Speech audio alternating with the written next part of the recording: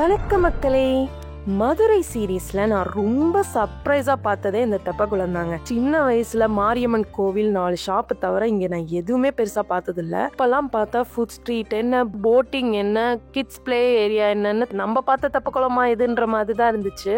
அவ்வளோ ஹாப்பனிங் பிளேஸா மாறிடுச்சு.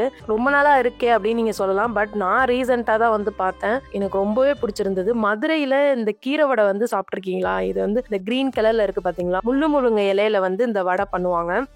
கூட இது வந்து ரொம்ப நல்லது. அம்மா வந்து தோசையா கூட பண்ணி கொடுப்பாங்க. அந்த முருங்கை கீரையில வந்து இந்த வடை பண்ணி சேல் பண்ணுவாங்க. ரொம்பவே நல்லா இருக்கும்.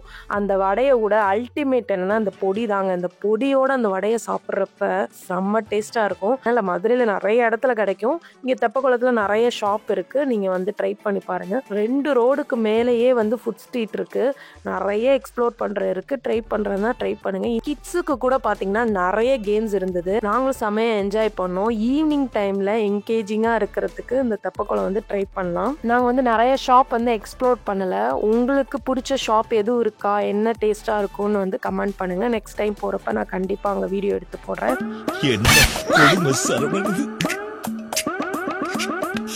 இந்த வீடியோ பிடிச்சிருந்தா லைக் பண்ணி நம்ம அப்படியே ட்ரெண்டி விளாக்ஸ் தமிழையும் ஃபாலோ பண்ணி வச்சுக்கோங்க. தேங்க்யூ. பை. நெக்ஸ்ட் வீடியோல பார்க்கலாம்.